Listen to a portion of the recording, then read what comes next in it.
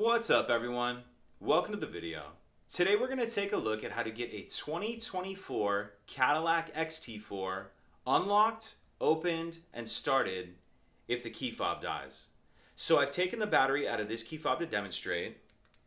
As you can see, none of the buttons are working and our door's locked. So the first thing we need to do is remove the emergency key that's in the bottom of the key fob. That's done by pressing this button on the side of the fob that my thumb's on, and the emergency key will pull out like that. Now I'm going to use this emergency key to remove this cap on the driver's door. If we look underneath, we see there's this slot right here that key will fit into. So what I'm going to do is take this hand and open the door handle. Then I'm going to push straight up with that key in that slot and wiggle it just a little bit, and it'll pop that cap off like that. And we'll take a look at how to put this cap back on at the end of the video.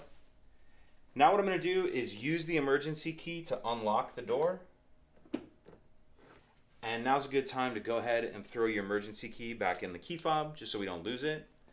Now as soon as I open the door, the alarm's going to start going off. How I'm going to stop the alarm from going off is I need to start the vehicle. How I'm going to start the vehicle with a dead key fob is I'm going to get in, I'm going to place the key fob in the front cup holder, and then I'll be able to start the vehicle as normal.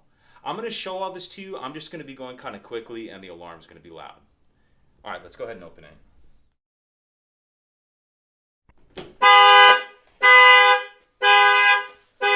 So get in, place the key fob in the front cup holder,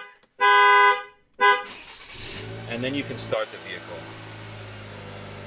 And as you can hear there, once the vehicle starts, it will turn the alarm off. Now let's take a look at how to put that cap back on the driver's door handle. So to put this cap back on, what I'm going to do is pull this door handle open.